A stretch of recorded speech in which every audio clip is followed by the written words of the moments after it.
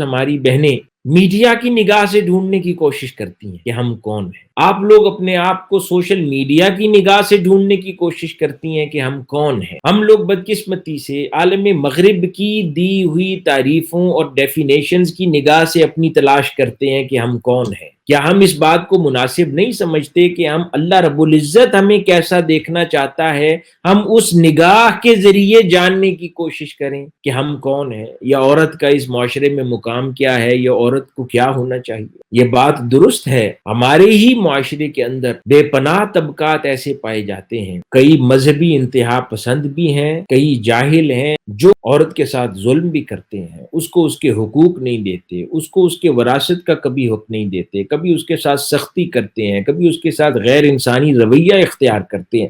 یہ بھی سارے حقائق ہیں، لیکن بدقسمتی سے جو سوال یہاں میں اٹھا رہا ہوں اور جس طرف متوجہ کر رہا ہوں وہ یہ کہ یہ سارے فیکٹس ہیں۔ ہمیں سمجھنے کی ضرورت ہے کہ اسلام اور مسلمان میں فرق ہے۔